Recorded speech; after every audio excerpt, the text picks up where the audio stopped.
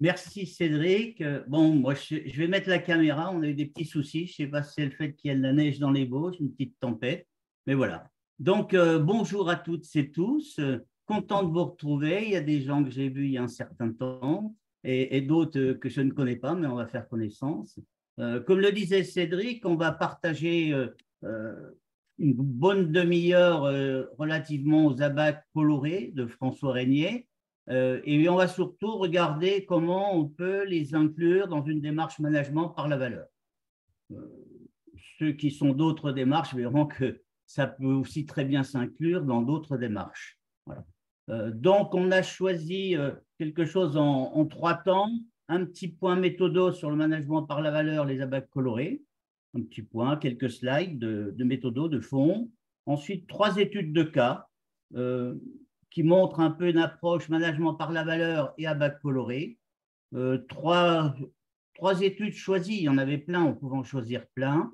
Mais bon, en une demi-heure, il faut faire euh, aller à l'essentiel, on va dire. Hein. Et puis ensuite, bon, on s'est promis, et on va le faire, c'est de faire avec certains d'entre vous à qui on a envoyé une convocation et une invitation à répondre à un questionnaire avec des items. Donc, vous pourrez y répondre en cours et on ira voir l'analyse de ces questionnaires-là hein, directement sur le logiciel dont parlait Cédric.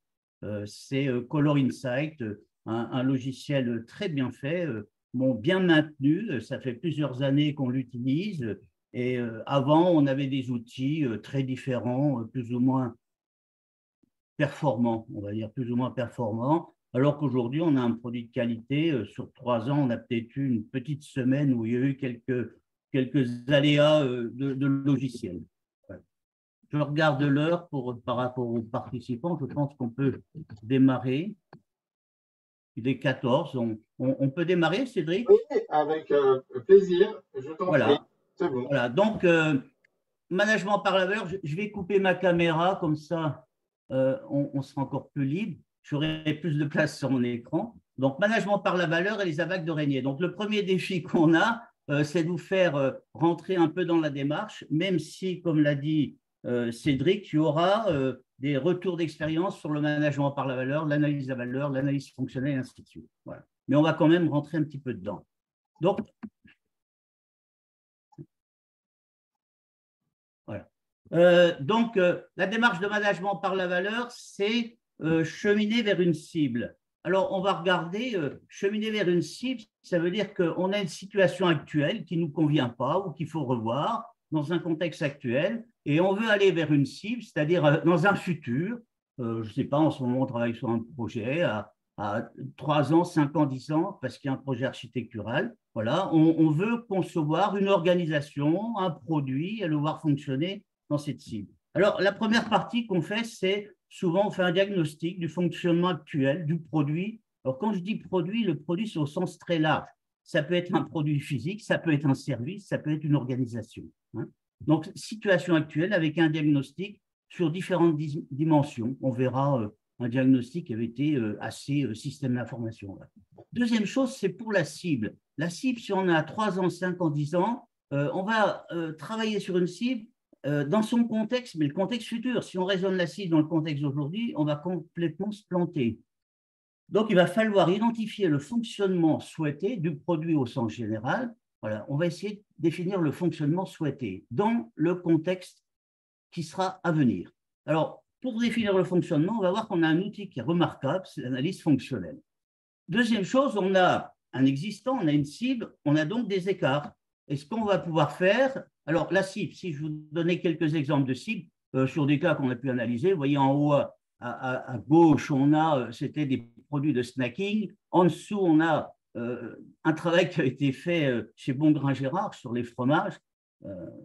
C'est impressionnant. 50 ans d'histoire, le Caprice des Dieux. En dessous, c'est une entreprise de dessalement de l'eau de mer au Maroc. On a la ville, on a une valise Vuitton, oui, on peut travailler pour plein de monde, un masque transparent, un club de foot. Voilà. Ça, c'est des cibles où les gens, on va les projeter dans cette cible-là. Ensuite, une fois qu'on a un existant, une cible, on a des écarts. On a des écarts, donc on va faire une conception avec des projets pour combler ces écarts et cheminer vers la cible. À partir de ces projets-là, ensuite, entre la conception et l'actuel, ce qu'on va faire, c'est qu'on va faire un projet de changement et on va piloter un projet de changement pour aller de la situation actuelle vers la cible. Voilà. Donc, c'est un peu le principe. J'ai mis 4 étapes, les démarches management par la valeur qui sont relativement normalisées, et c'est un plus, propose plus d'étapes ou moins d'étapes. Enfin, ça, on pourrait en discuter à d'autres moments. Alors, si on regarde aussi ce qui se passe, c'est que des fois, quand on a un projet à 3 ans, 5 ans ou 10 ans, on va avoir des perturbations en cours dans le contexte. Il faudra peut-être y revenir à cette cible. Voilà. Alors, le management par la valeur, c'est quoi? C'est développer une intelligence collective. Ah, ouais, donc très collective, pour définir un fonctionnement. J'ai remis les éléments du baseline, efficient, responsable. C'est pas mal, hein? Un fonctionnement, on va essayer de voir comment on fonctionne vis-à-vis de cette cible, avec et pour les clients, ouais, et les parties prenantes, les deux. Au départ, c'est quand même les clients qui sont les premiers bénéficiaires du fonctionnement de cette cible. On a un outil de base, voilà, c'est l'analyse fonctionnelle. L'analyse fonctionnelle, c'est-à-dire décrire le fonctionnement de ce produit, décrire un fonctionnement. Eh bien, si on fait pour faire fonctionner quelque chose, Gaston Bachelard disait, pour fonctionner, il faut une fonction. Voilà. Donc, on va mettre des fonctions. On va raisonner en termes de besoins fonctionnels sans faire référence aux solutions. De toute façon, des fois, les solutions à 50-10 ans, elles seraient obsolètes. Voilà. Donc, on a des outils. J'ai mis des petits outils qu'on reverra après dans les études. Il y a une analyse avec des milieux extérieurs. Analyse fonctionnelle, donc c'est la base de l'affaire. Ça permet l'analyse fonctionnelle de faire un cahier des charges fonctionnelles, expression fonctionnelle de besoin. Et là, on va vraiment dans le détail des choses, c'est-à-dire que les fonctions, on va regarder les critères, c'est-à-dire quels sont les éléments de performance des fonctions, jusqu'à quel niveau on peut aller. Est-ce que c'est 200 km/h, je prends n'importe quelle valeur. Et puis, est-ce que c'est impératif? On a donc toute une approche pour définir l'expression fonctionnelle du besoin au travers des fonctions qui ont été identifiées dans l'analyse fonctionnelle. Deuxième chose, on en parle souvent, c'est l'analyse de la valeur. Vous voyez, on a deux petits histogrammes. On a un, c'est ce que l'on souhaite au moment de la cible, comme performance sur les fonctions. Et on en a un en dessous, c'est ce qui existe aujourd'hui. Voilà. On va avoir des écarts et on va rechercher des solutions pour combler ces écarts, ajuster pour que l'existant se rapproche le plus possible de la cible. Analyse de la valeur, on est souvent orienté coût. Il y a une autre démarche qui est très intéressante, c'est la conception objectif désigné. Au lieu de raisonner coût, on va raisonner objectif. Bon, il y a un article qu'on a mis sur le site de la FAV, c'était pour une banque à propos de la mobilité, les gens qui rentrent, qui partent, qui viennent en stage, ainsi de suite.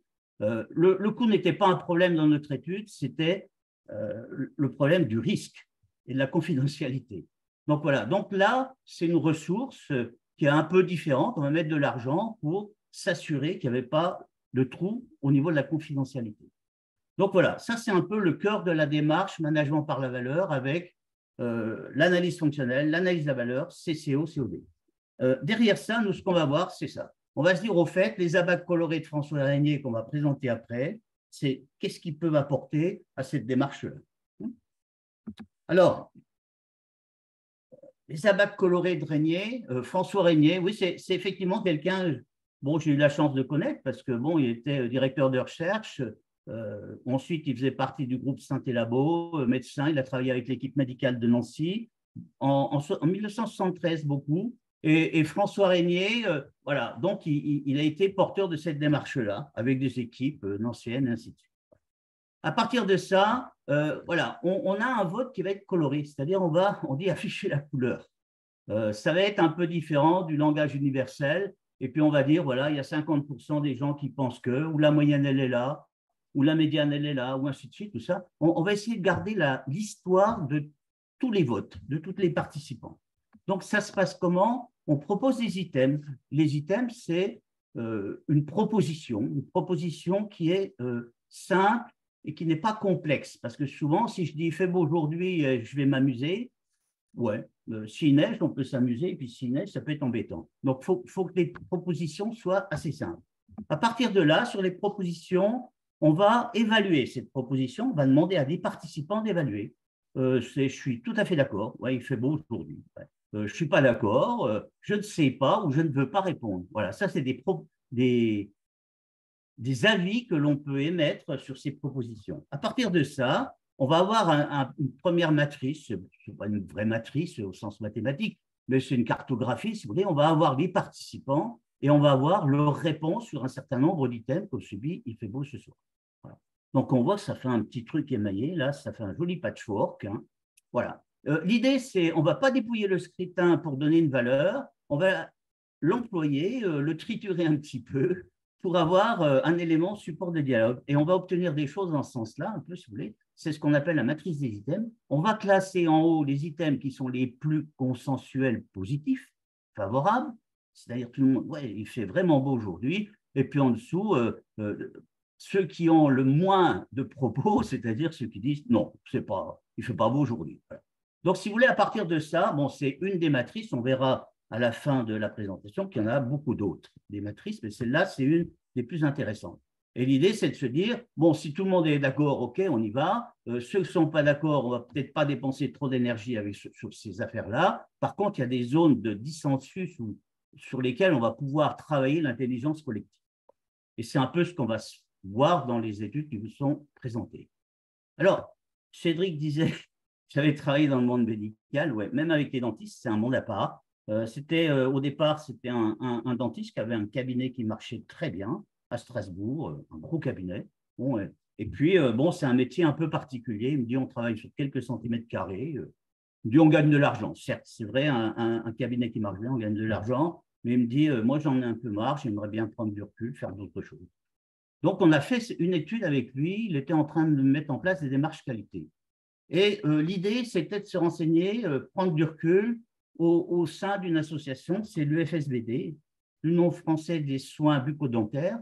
Et l'idée, c'était d'hiérarchiser des actions et faire des propositions pour ce réseau de santé, l'UFSBD. L'UFSBD avait travaillé avec l'AFNOR sur 15 engagements, voilà, 15 engagements, à savoir, on les a replacés, ces engagements-là, on essaie toujours de cartographier un peu les choses, on les a placés dans la prise en charge d'un patient. Voilà. Les patients que ont les dentistes, c'est des urgences, des soins, la prévention, on a mis du confort, voire de l'esthétique. Hein. Ça se fait avec les données de la science, leur paire 2. Ça se fait avec des exigences, suivant qu'on est dans un cabinet à tel endroit, ouais, c'est pas pareil. En termes de confort, de qualité de service, d'information, c'est le point 4. Voilà. Mais tout ça, ça a un coût. Le confort et les exigences ont un coût. Les données de la science ont un coût. Et pour une grande partie, il y a un financement à la fois des caisses et puis aussi des privés, des personnes. Ceux qui font faire certains travaux dentaires savent que le patient, il met de sa poche. Donc, sur ces 15 propositions, ce qu'on s'est dit, on va faire une sorte de vote pour que des professionnels, à savoir chirurgiens dentistes, des directeurs de caisse primaire, assurance maladie, de complémentaires, chirurgien dentiste libéral, aussi en groupement. On avait donc tout un panel de 8 participants qu'on a fait travailler sur ces 15 propositions. Et voilà ce qu'on a obtenu. On leur a fait des propositions, j'ai mis les 3 premières, on leur a dit, voilà, ouais, assurer l'accueil du patient, très important, garantir le respect des horaires et des rendez-vous, c'est la 2, moi je m'en fous, je ne donne pas de réponse, établir, tenir à jour un dossier médical, voilà. Donc on leur a demandé de réagir sur ça. Et on a eu la première matrice des participants, comme je vous montrais tout à l'heure, voilà. Deuxième matrice, voilà, on avait un classement qui était fait sur ce qui devient le plus consensuel, c'est la 10. Et la 10, c'était lutter contre les infections nosocomiales. Ça, c'est vraiment ce qui triturait l'esprit des dentistes et on a travaillé sur cette affaire-là. Ensuite, on a vu que la 15, wow, il y avait des choses qui concernaient les réponses aux patients, la 15, la 14 aussi. Les dentistes, c'est le groupe de 8 participants qu'on avait, même les caisses, bon, ce n'était pas leur problème, non, on s'en veut. Donc, on a décidé que ces propositions de l'UFSBD étaient intéressantes, certes, mais qu'il fallait peut-être prendre un peu de recul. Et c'est à ce niveau-là qu'on a dit, voilà, ce qu'on va faire, on va faire un travail de prise de recul et essayer de créer une cible un peu plus élargie. Et c'est comme ça qu'on a fait une étude de type plus analyse de la valeur avec un contexte. Or, le système de santé bucco-dentaire français, vous voyez, on l'a mis au centre de notre affaire. On a mis aussi les tutelles, ainsi de suite, voilà. Et donc, on a un contexte qui nous permet d'avoir des fonctions. Les fonctions, on fait l'ordonnancement, on les classe en pourquoi et comment. Et à partir de ça, de ce pourquoi et ce comment, on a une idée des fonctions qui sont les plus, on va dire, stratégiques, du côté du pourquoi, du comment, les plus tactiles. Ensuite, souvent, dans l'analyse fonctionnelle, on fait une hiérarchisation. On va donner une pondération des fonctions pour obtenir l'histogramme, que je vous ai montré tout à l'heure, qui est en gros l'histogramme du niveau d'attente qu'on a sur des fonctions. Et on s'est dit, attention, là, sur le tri croisé, c'est un peu difficile, on va utiliser les abacs colorés. Abacs colorés, donc on a pris nos 8 participants, on leur a proposé les 13 éléments ou 13 fonctions hiérarchisées, puis positionnées sur le processus. Voilà. Il y a eu une hiérarchisation de ces propositions, voilà. On les a remis sur le processus, et ce qui fait qu'on a obtenu quelque chose de beaucoup plus global avec une hiérarchisation. Voilà, et on avait, par exemple, déterminé un panier de soins, l'essentiel. Vous voyez, la deuxième proposition plus fonctionnelle couvrait une partie beaucoup plus importante du processus. Ça nous a donné ensuite les pistes pour faire des propositions d'amélioration, ainsi de suite. Voilà. Donc, ce qu'on voulait, c'était un outil pour hiérarchiser des actions professionnelles dans un réseau. Hein, voilà. Première étude de cas. Voilà. On va reprendre une deuxième étude. Bon, je vais la conduire, c'est des abacs colorés pour l'évaluation de formation. C'est une petite structure qui fait de la formation en entreprise, souvent en sous-traitance automobile. Voilà. Et à partir de ça, bon, on a construit un peu un référentiel par rapport à une demande de certification de cette petite structure. On a fait une analyse avec des milieux extérieurs, on a mis en place des fonctions, on les a caractérisées. Vous voyez, on a 2 colonnes ici, c'est quel est le niveau de performance à T0 dans 5 ans, voilà ce qu'on veut. Ensuite, il y avait une demande que la personne ou la structure soit affiliée Calliope, et on s'est dit au fait quelles sont les forces. Et les forces, elles étaient principalement dans l'évaluation. L'évaluation des sessions de formation, l'évaluation des comptes rendus, voilà. Et c'est pour ça qu'on avait pris un slogan, un point fort, c'était évaluer pour évoluer. Et c'était autant pour les synthèses d'évaluation vers les organismes, autant les RH de l'entreprise, que vers les clients financeurs type les OPCO. Voilà. Ici, évaluation aussi pendant la formation. Je n'en parlerai pas parce que c'était un peu une approche particulière des abacs colorés. Si on regarde concrètement, ça a donné quoi? Ça a donné, c'est que il y a eu des évaluations à chaud qui ont été faites. C'est 356 évaluations à chaud avec 80% de retour. Donc ça, c'était relativement intéressant. Donc il y avait des critères ici, et puis au-dessus, on a toutes les formations qui ont été en synthèse, en global, mises en évaluation. Ensuite, il y a une partie qui a été renvoyée aux organismes financeurs, ça fait partie des modalités de fonctionnement, avec 23 évaluations et 14% de retour. Il y a eu 4 organismes financeurs qui ont répondu à la demande d'évaluation. Bon, c'était peu, mais ce n'est pas des gens faciles, je dirais, à mettre en route dans ce genre de processus, nécessairement. Ensuite, il y a des évaluations de formation à froid, hein, vous voyez, à chaud et à froid, c'est-à-dire quelques temps après, 27% de retour, et le résultat des participants en termes de stage et de formation, depuis 2 années et demie, on a une cartographie, donc on a à chaud et à froid. Vous voyez. Sur les donneurs d'ordre et les clients, 85 évaluations avec 31% de retour, et on a un retour sur les donneurs d'ordre, c'est-à-dire les clients, des formations qui sont faites. Donc, pareil, intérêt de ça dans la formation, c'est que c'est un outil, on disait tout à l'heure, Color Insight, c'est un outil qui est gratuit, qui permet de faire des graphiques, qui fait des rapports, qui vous aide à faire les choses, et c'est quand même très facile à manipuler, ce qu'on verra après. Dernière étude de cas, il s'agissait d'une fédération d'établissements hospitaliers, une grosse structure. Voilà. C'est une structure de soins avec 13 établissements. Vous voyez, Lausanne, donc on est en Suisse. C'est une mission assez longue, 2 ans et demi, même plus. Voilà. Et donc, il y avait une cible globale pour ces 13 établissements. Une cible globale, c'était aller vers un hôpital numérique. Bon, ça peut se comprendre. Hein. Moi, j'étais il n'y a pas très longtemps à l'hôpital. Il y a une personne qui prend l'attention de la personne que je visitais. Elle a noté au stylo-bille sur sa main. Je lui dis, mais vous allez faire quoi de ça? Eh bien, je vais aller le reporter sur le cahier au bureau des infirmières, et puis ensuite, elles le mettront sur l'ordinateur. J'ai dit, d'accord, pas de problème. Le système d'information fonctionne particulièrement bien. Donc là, c'était aller vers l'hôpital numérique. Voilà. Deuxième chose, c'était se dire, on va regarder le fonctionnement et on était centré sur les actes de soins infirmiers, particulièrement. Voilà. Donc, on a en dessous, c'est les fameux critères des fonctions, hein, les fonctions qu'on trouve un peu au-dessus dans l'arbre. On a des critères, on a évalué les critères aujourd'hui, ceux souhaités à peu près à 5 ans, si vous voulez. Et puis, il y avait plusieurs établissements qu'on a comparés, des établissements clés au niveau des critères. Donc, ça nous donnait, comme on l'a vu dans la première étude, ça nous donnait le décalage entre la situation souhaitée et la situation actuelle.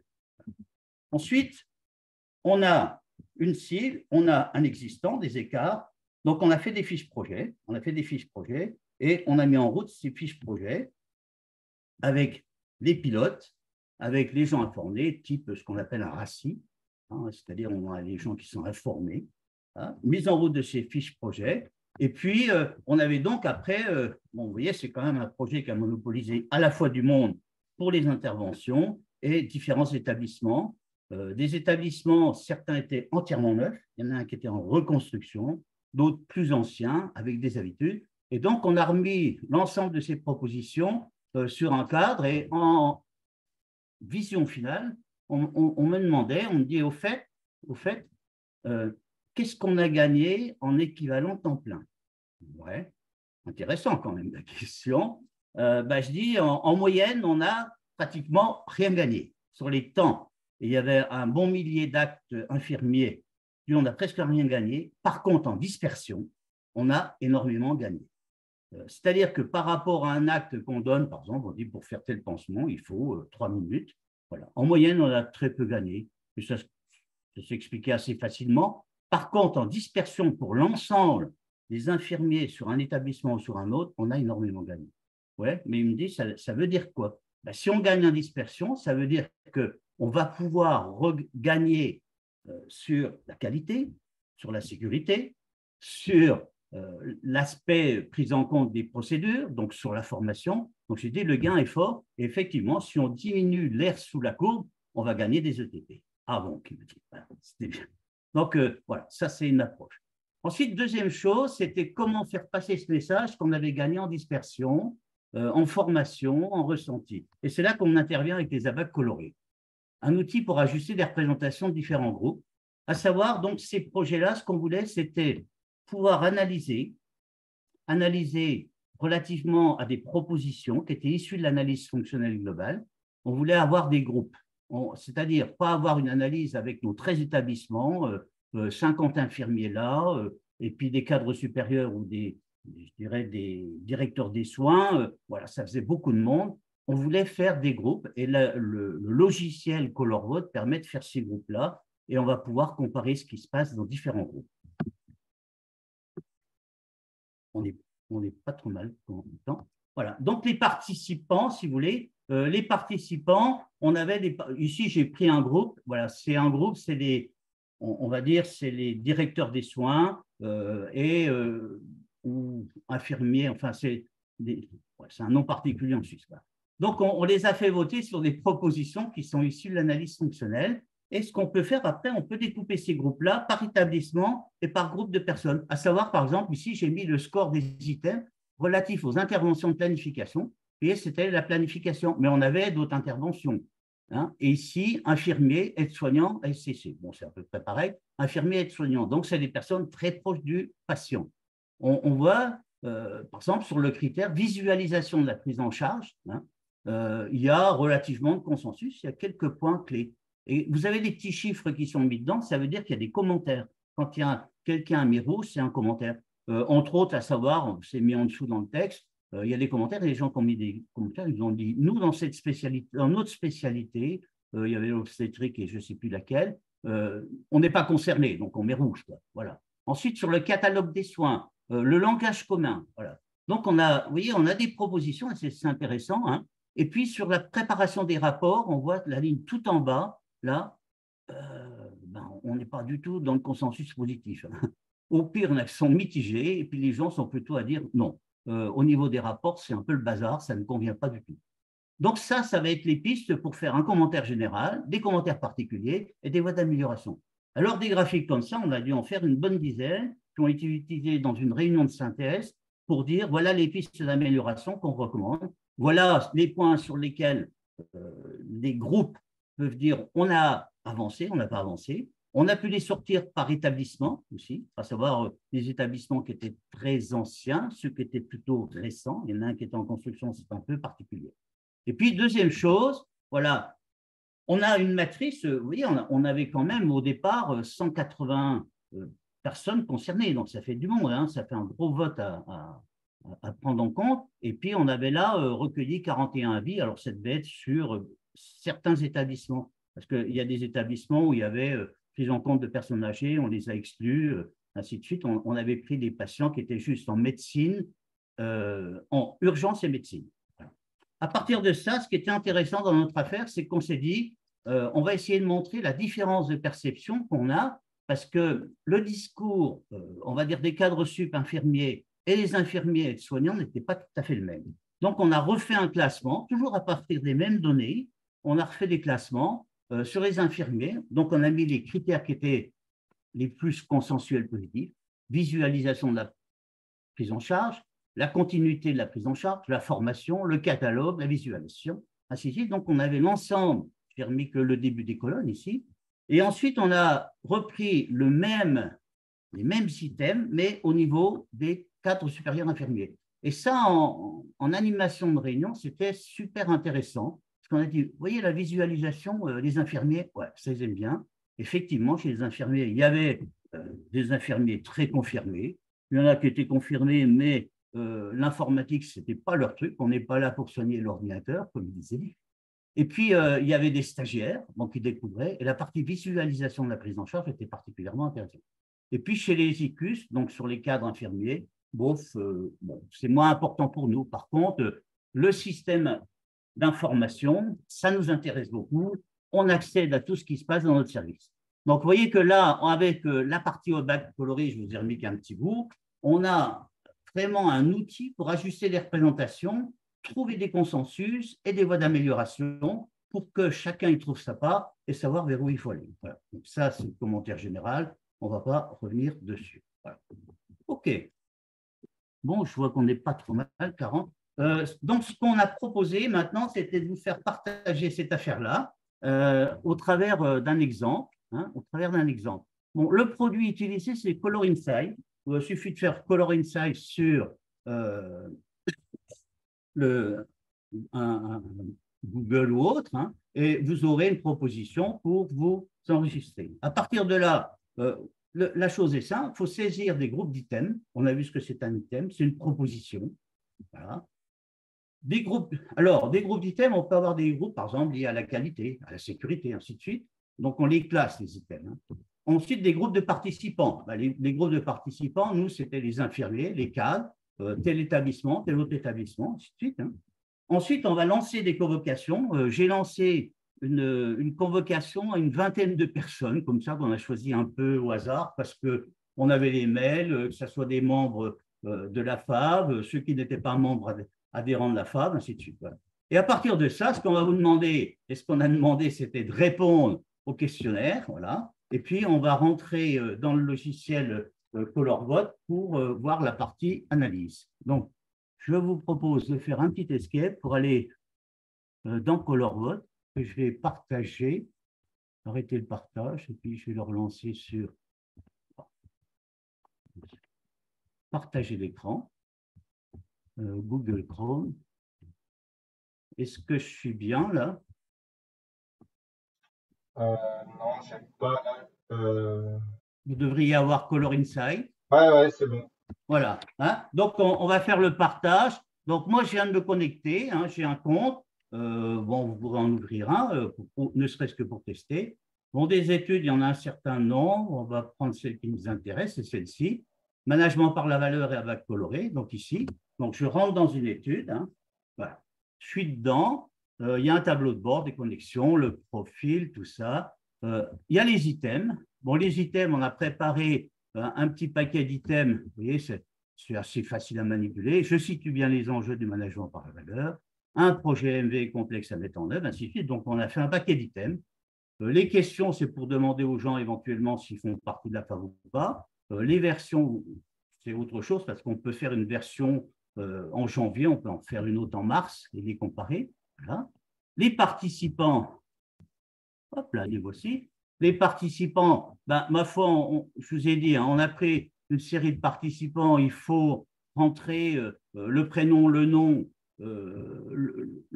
l'anagramme, c'est fait par directement. Est-ce que c'est un groupe concepteur, adhérent à FAV, non adhérent, CA de la FAV? Il faut mettre un mail, voilà. Et puis ensuite, les convocations, ma foi, je les ai envoyées. Est-ce qu'on peut savoir qui a répondu? Combien de personnes a répondu? On va les voir, on va les voir. Alors, les convocations, au moment où on est là, voilà, on a 26% de participation. Ah, Ouais, on a 26% de participation. On peut aller voir alors, pour ceux ceux qui n'ont qui pas ont participé, répondu. Voilà, il vous hein. faut aller voir vos mails. Et dans vos mails, vous avez dû recevoir une convocation. Et il faut cliquer sur le lien. Et après, vous pouvez directement saisir les réponses, ce qui permettra d'avoir encore plus de répondants. N'hésitez pas à le faire indirectement. Je vois que Sandrine.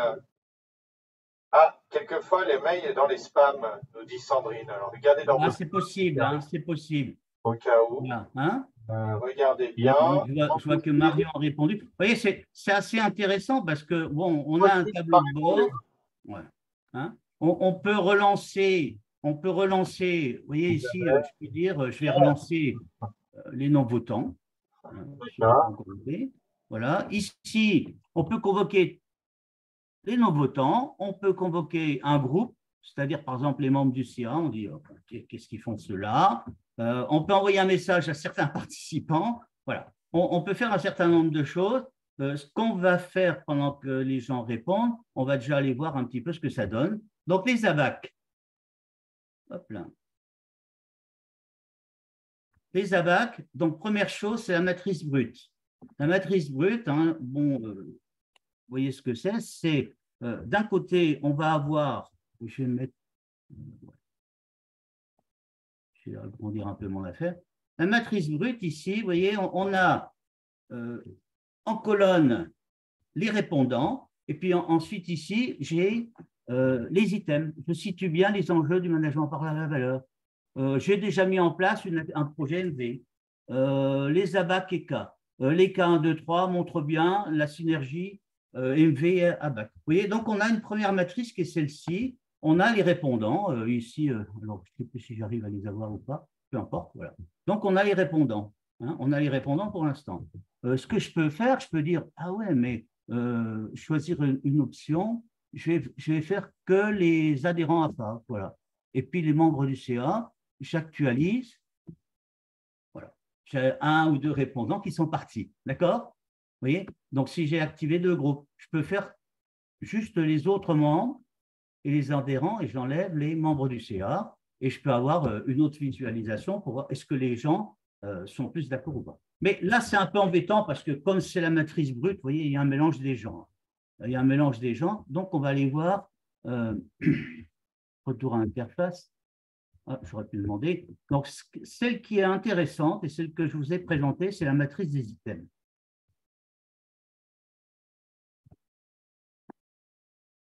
Matrice des items, c'est celle-ci. Vous voyez, c'est celle.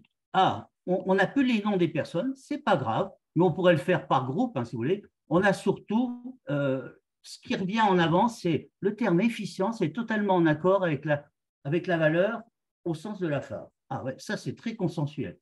Le deuxième, je situe bien les enjeux du management par la valeur. Le terme responsable donne du sens à la valeur, ainsi de suite. Vous voyez. Et Abac et moi, avant le webinaire, je ne connaissais pas les abacs de Rénier. Bon, voilà, donc il y a des gens qui ont certainement appris. On a quelqu'un ici qui a fait une petite remarque. Voilà, donc on peut aller voir le commentaire. Voilà, Philippe, je connais déjà à la fin. D'accord? Hein, donc on peut faire des remarques. Vous voyez, on peut les récolter, les structurer, les hiérarchiser, ainsi de suite. Si je me dis, oui, mais c'est que des gens de la FAB, est-ce que chez les autres membres, je ne sais pas s'il y en a, il n'y a peut-être pas beaucoup, hein, si je fais actualiser, j'avais mis, si, on en a deux, voilà. Donc, vous voyez, si vous avez un grand groupe et puis pas mal de sous-groupes, c'est intéressant d'aller voir efficience et valeur. Il y a, même chez les non-membres, il y a quand même quelque chose qui correspond au sens. Le terme responsable donne du sens à la valeur. Voilà. Bon, je ne vais peut-être pas m'étendre sur l'affaire. Je pense que la mettre retour à l'interface. Là. Ce que je vais faire, je vais arrêter le partage. OK. Partager l'écran là, Microsoft. Bah, écoute, Et... merci beaucoup, Jean-Pierre.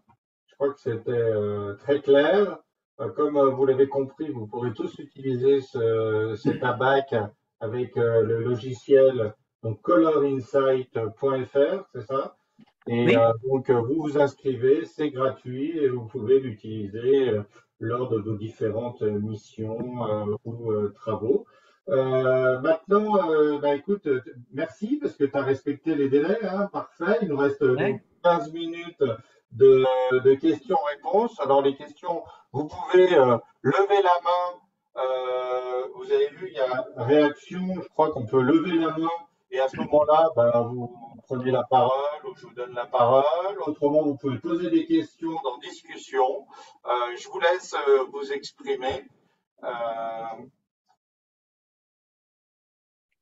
Est-ce que d'autres personnes ont utilisé peut-être la BAC dans les personnes qui font de l'analyse de la valeur, qui sont au sein de l'AFA? Peut-être qu'il n'y a pas que toi, Jean-Pierre, qui l'a utilisé, je ne sais Ah pas. non, non, il y a. Gémile peut-être l'a déjà utilisé.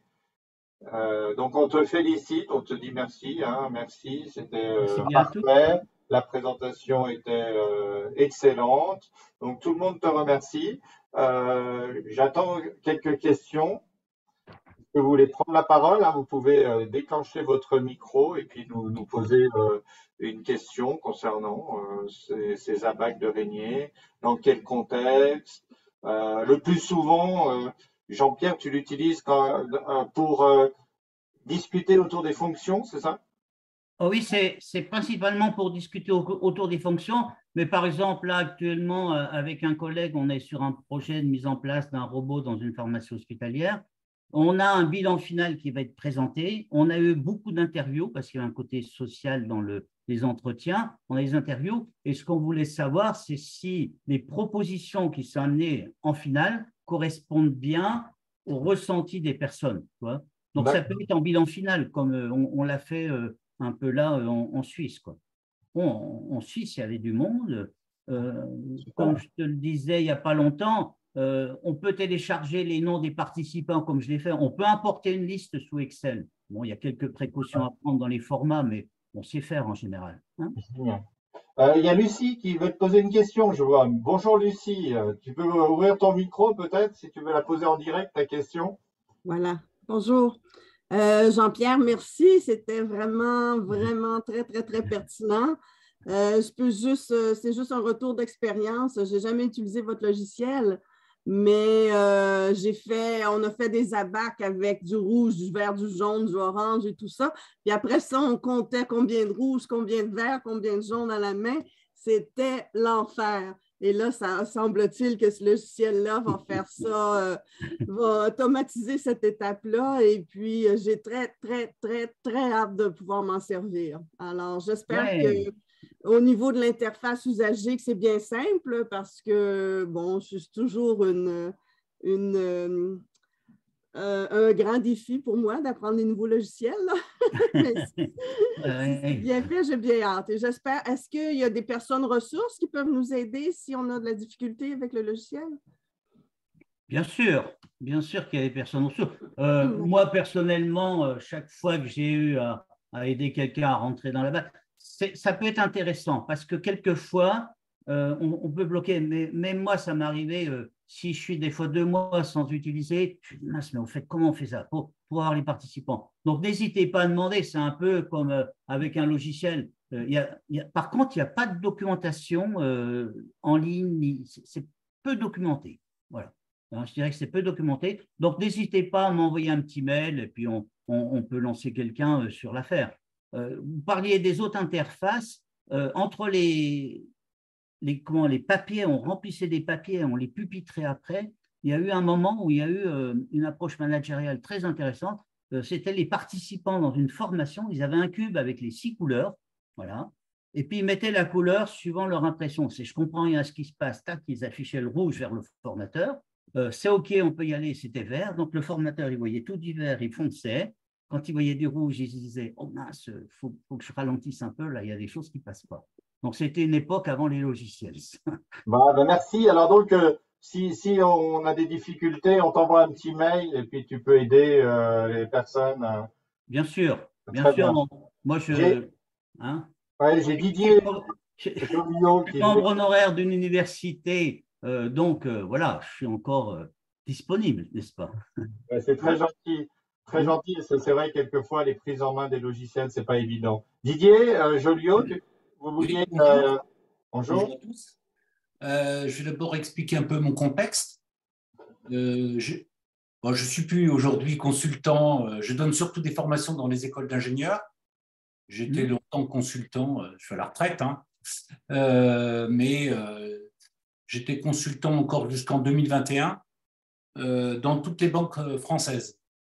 D'accord. Toutes les grandes banques françaises dans les systèmes d'information et en méthode agile. D'accord. Donc, je retrouve à peu près dans la présentation, hormis que, bon, là, c'était une présentation en disant on va faire les 4 étapes, alors qu'en Agile, on le fait régulièrement. La méthode d'analyse de la valeur en système d'information, aujourd'hui, a pris un essor important. C'est l'un des fondements de l'Agile. C'est ma première remarque. Deuxième remarque, c'est très intéressant et j'y vois plusieurs possibilités d'utilisation. Je le vois aussi bien pour déterminer effectivement ce qu'on appelle la valeur des fonctions, des fonctionnalités d'un système d'information. C'est ce qui a été démontré. Ça peut être aussi utilisé pour chercher, et il y a aujourd'hui des méthodes, mais très simples, hein, pour trouver l'effort qu'il faut faire pour faire des fonctions, parce que les gens ne sont pas d'accord. Ouais. Donc, on fait des votes, mais c'est souvent très mal géré en informatique. C'est trop simpliste. Je pense que ça pourrait aussi être un intérêt dans. Une fois qu'on a déterminé quelles sont les fonctionnalités qui ont plus de valeur, qu'est-ce qu'elles coûtent de les développer? Et trouver des arguments. Dans les votes, hein, souvent, on dit, eh ben voilà, c'est celui-là qui a raison. Mais alors que là, on garde tous les propos des uns et des autres. Vous avez vu? Et ça, c'est intéressant. C'est intéressant. C'est-à-dire qu'on vient discuter, mais celui qui était totalement contre, il est quand même dans la partie, quoi. On sait qu'il était contre. Il est peut-être toujours contre ceux qui sont pour ou pour ceux qui sont contre, je ne sais pas, mais il est contre. Voilà. Hein? Donc ça, c'est intéressant de garder la trace de tous les avis et de travailler avec. Pour revenir à ce que vous disiez tout à l'heure sur les approches agiles, on a fait un premier bouquin sur le management par la valeur et le Lean, avec des gens du Lean. Hein. Et puis là, on est en train d'en refaire un, qui se termine d'ailleurs, sur le MV et les méthodes agiles. On a des gens, des systèmes d'information. Bon, il y a Christophe Legrenzi d'Acadis, entre autres, qui participe un peu à l'affaire. Et l'idée, c'est faire un management visionnaire et agile, parce que finalement, on met les deux. Voilà. Bon, c'était juste pour répondre à la première question sur ça. Hein, ce n'est pas une question, mais souvent les items, ce que vous appelez les items. Alors, les items, c'est des propositions. Et justement, quand quelqu'un demandait d'être un peu assisté, je crois que la première fois qu'on fait des items, on peut se planter, on peut faire des choses un peu complexes. Donc, s'il faut relire une liste de 10 items avec quelqu'un, ça peut être pertinent. Voilà. Hein, il fait beau, ensuite l'interface est difficile à utiliser ou est facile à utiliser. Alors, il faut voir si on met du positif ou du négatif, ça dépend ce qu'on veut, si on veut du vert ou du rouge. Hein, vous voyez? Donc, connaître un peu la méthode pour formuler les items et puis savoir ce qu'on veut rechercher, est-ce qu'on recherche des consensus positifs? Donc, l'écriture des items, elle demande quand même un petit peu, je dirais, d'habitude, et refaire une relecture avec quelqu'un, ça peut être intéressant. Hein? Après, j'avais une autre. Enfin, c'est des raisonnements. Hein. Oui. On a plein de méthodes qui existent en particulier des méthodes quand on fait le choix de l'aide à la décision pour croiser des points de vue. Et donc, est-ce que dans les items, je pourrais avoir des items de type A et des items de type B et voir des réponses pour croiser les deux points de vue? Oui, c'est un peu ce que j'avais essayé de mettre en évidence. Par exemple, on avait les items, on a croisé des points de vue, les perceptions sur les mêmes items entre les infirmiers et leur cadre supérieur. Oui. Vous voyez? Et j'ai mis qu'un petit bout du graphique, hein, on est bien d'accord. Mais on a vu que sur certains items, les infirmiers les mettaient en premier sur un certain nombre d'items relativement aux parties interface, à la communication, au dossier, et puis que les cadres supérieurs ont un accès moins proche du terrain et les mettaient beaucoup plus loin. Et pour croiser les points de vue et en débattre avec les gens en réunion, je veux dire, on a de la matière, quoi. On fait travailler, comme j'ai fait travailler les collègues là, avant la réunion pour qu'ils remplissent les choses, ou même en cours de réunion. Hein. En cours de réunion, les gens peuvent remplir et on voit les avis qui viennent s'agréger aux autres. Hein. Bah, Oui, écoutez, merci pour ces réponses. Je voulais aussi, il y a Sandrine qui levait la main, qui voulait poser une question. Sandrine, je vous laisse la parole peut-être. Merci encore, Monsieur Jolien. Sandrine, est-ce que vous nous Oui, alors moi, je voulais pas poser une question. Je ne peux pas activer ma vidéo parce qu'apparemment, c'est bloqué, mais peu importe. Je voulais juste dire que le cas numéro 2, c'est Transfo, c'est moi, avec Jean-Pierre. Et je voulais juste dire à Lucie que c'est très facile d'utilisation, que c'est un super outil, qu'on peut faire une analyse fine, comme l'a montré Jean-Pierre, et que par ailleurs, on l'utilise aussi en formation, en quiz avant la formation, pendant la formation et en examen final. Donc, c'est juste un super outil. Coloré, vivant, participatif, et on peut voir à la fin ce que les gens ont répondu. Donc voilà, c'est un super outil. Je voulais juste apporter un témoignage. Par contre, ça tombe souvent dans les spams. Donc il faut dire aux gens d'aller voir dans les spams. C'est la seule chose que j'y vois. Et puis une fois, on s'est fait une frayeur, effectivement, parce que Color Inside n'a pas fonctionné pendant 2 jours. Donc, mais comme on est qualiticien pour beaucoup d'entre nous, eh bien, on a le plan B au cas où.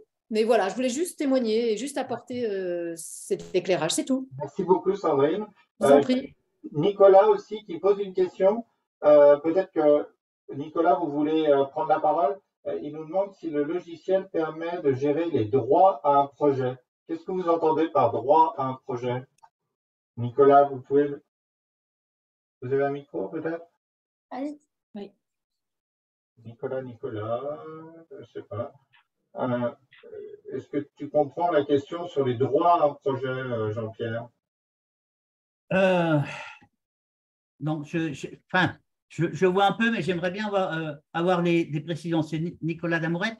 Ouais. Hein? Ah, c'est ça.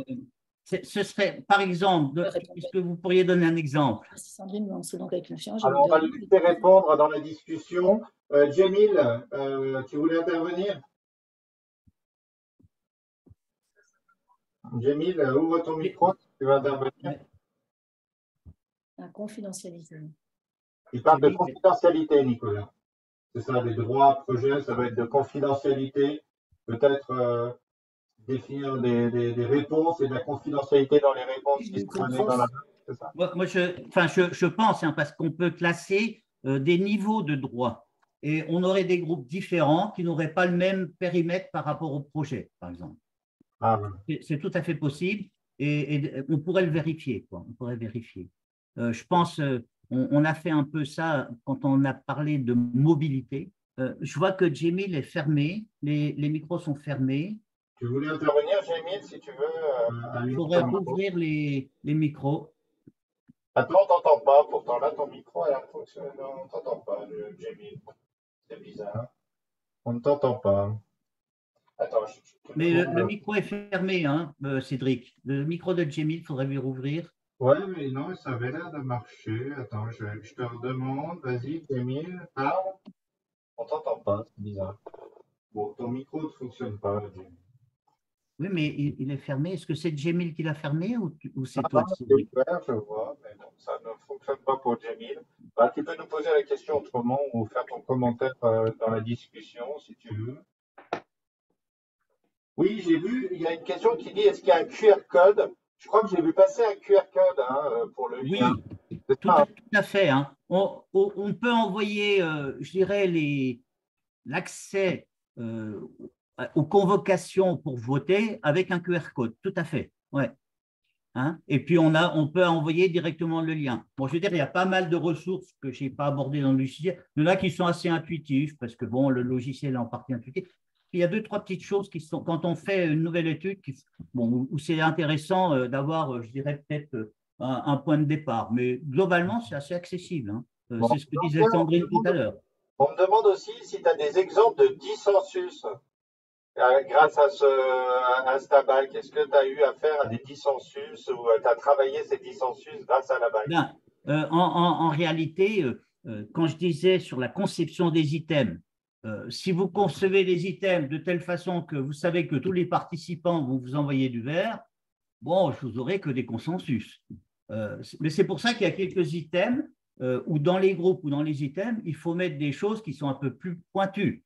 C'est-à-dire que vous allez mettre, par exemple, j'ai déjà fait ça à tel niveau, et bon, il y a des gens qui vont dire non. Ou je ne suis pas du tout. Quand vous avez vu, je vois mes infirmiers, est-ce que vous passez beaucoup de temps devant l'ordinateur? On sait qu'il y en a qui vont répondre rouge. Parce que dans les entretiens, ils ont dit on n'est pas là pour soigner l'ordinateur, on est là pour soigner les patients. Donc, les dissensus vont dépendre aussi des questions que vous posez, donc des items. Et il faut en avoir. Parce que si vous avez des consensus, si tout le monde est d'accord, c'est peut-être pas la peine de faire une réunion, quoi. Hein? Tout le monde vote pour le président, bon, on s'en va, le président est élu, quoi. Hein? Justement, de quelle manière est-ce que vous avez utilisé les dissensus pour justement les analyser plus en détail? Parce que des fois, c'est intéressant aussi qu'il y ait des sujets qui divisent. Totalement. Mais c'est pour ça que, bon, on va me dire, c'est manipulatoire ton affaire. Il y a des choses, vous avez entendu des signaux faibles, on va dire comme ça, de personnes qui vous disent que, oui, on n'est pas là pour soigner l'ordinateur. Je reprends mon propos. Eh bien, vous allez peut-être mettre un item, on n'est pas là pour soigner l'ordinateur. Et vous allez voir qu'il y en a qui vont vous mettre de rouge, ils vont dire on n'est pas d'accord, ou il y en a qui vont mettre du vert, on est d'accord. Donc, suivant la formulation que vous allez voir, et en gros, on est un peu manipulatoire quand on fait les items. Et je crois qu'il faut absolument mettre en avant dans les items ce que vous avez envie de faire ressortir comme dissensus, à condition de ne pas être celui qui veut des résultats tout positifs. Mais si vous voulez une dynamique d'amélioration en se disant les contraintes, les opportunités, les forces et les menaces, tout ça, il faut aller dans ce sens-là. Donc, la construction des items, vous voyez, n'est pas anodine et vous aurez des dissensus intéressants, riches, dans la mesure où vous les ferez émerger en proposant vos items. Donc, vous voyez que la qualité des items est extrêmement importante pour le travail. J'Émile, je vois qu'il est en vidéo et il n'y a plus que le son. Est-ce que vous m'entendez? Ça y est. Ouais, Jimmy, c'est bon. Je reçois tout les coups, c'est bizarre. La question que je posais, c'est simplement les items sont triés avec les plus favorables en tête. Comment sont pondérées les couleurs pour obtenir ce classement? La question que tu poses, c'est vrai que les couleurs donnent un poids. Et en gros, on s'était intéressé un peu à la question. Quand Sandrine a dit on a un plan B, c'est vrai que le plan B, c'est Excel. Donc, on a des couleurs. Derrière les couleurs, on met un poids. Et là, les poids qu'il y a dans ColorVote, je ne les ai pas regardés. On peut les retrouver parce qu'on a plein de petits histogrammes. Je ne sais même pas si on ne peut pas intervenir dessus. Hein. Mais donc, le poids peut être joué. Tout à fait. Ouais. Et c'est un point intéressant parce que les histogrammes permettent de recueillir des données quantitatives si on veut après traiter du quantique. Ouais, tout à fait. Mais la question du poids est une question importante. C'est-à-dire que, voilà, qu'est-ce que valent les jaunes par rapport au vert? Est-ce qu'il faut beaucoup de jaunes par rapport au vert? Bon, merci. Tu avais peut-être une réponse, Émile. Jimmy, essaye de parler pour voir si ça va marcher maintenant. Ah non, on ne t'entend plus. Ouais. Bon. On ne t'entend pas en fait, Jamie. Ton micro ne fonctionne pas, c'est bizarre. Très bizarre. Bon, bah désolé Jamie là, mais merci pour cette question pertinente du poids des couleurs et au final, si on arrive peut-être à avoir une sorte de pondération des items en fonction des réponses, ça peut permettre aussi par la suite de faire quelques calculs. Mais là, en l'occurrence, je ne crois pas que c'est fait pour faire des calculs, c'est plutôt pour engendrer de la discussion, hein. C'est ça. Et ce que les questions ont bien mis en avant, je crois, c'est que les items, c'est quelque chose qui est extrêmement important et délicat à manipuler, la construction des items. Ouais. Ah, d'accord. Et bon, nous, dans le projet en Suisse, là, sur les hôpitaux, on avait construit les items à partir de critères des fonctions. Donc, on avait une certaine hiérarchisation des choses. On ne l'a pas fait, je veux dire, au petit bonheur à la chance. Je veux dire, donc, le choix des items et le choix de leur intitulé, le choix des groupes aussi est particulièrement important. Mais bon, comme dans toute approche, je veux dire, dynamique de groupe. Hein, les questions. Bon. Bah, écoute, je te remercie vraiment pour cette présentation. Bah, pour ceux qui veulent rentrer dans cette dynamique que propose notre association, n'hésitez pas à participer en tant que membre. Hein. Vous pouvez souscrire à l'association pour avoir ce soutien des personnes qui ont beaucoup d'expérience, comme Jemile, comme Jean-Pierre, pour mettre en œuvre ces outils. Donc, vous pouvez adhérer à notre association, vous serez les bienvenus et nous vous aiderons à pratiquer cet outil, mais beaucoup d'autres que vous pourrez voir lors de prochaines présentations et webinaires. Alors encore, merci beaucoup Jean-Pierre, vraiment très pertinent ton approche. On essaiera tous d'utiliser cette application gratuite. On te fera des retours et bah, écoutez, comme je vous le disais, début mars, je vous envoie un nouveau mail à tous pour vous signaler notre prochaine intervention. Et puis également, vous dire que cette présentation qui a été enregistrée vous sera renvoyée pour que vous puissiez la revoir en replay. Et puis aussi le PowerPoint, Jean-Pierre, tu ne vois pas de problème à le transmettre? Non, il n'y a pas d'éléments confidentiels dedans. Alors écoutez, on vous transmettra également le PowerPoint que nous a présenté Jean-Pierre. Merci vraiment à tous. Bravo, bravo. Vous voyez, il y a même des personnes en direct qui t'applaudissent. Bravo encore. Bonne soirée à tous. Et donc, à la prochaine pour un webinaire de l'Association française d'analyse de la valeur. Merci bien. Bonne soirée à tous. Au revoir. Bonne soirée.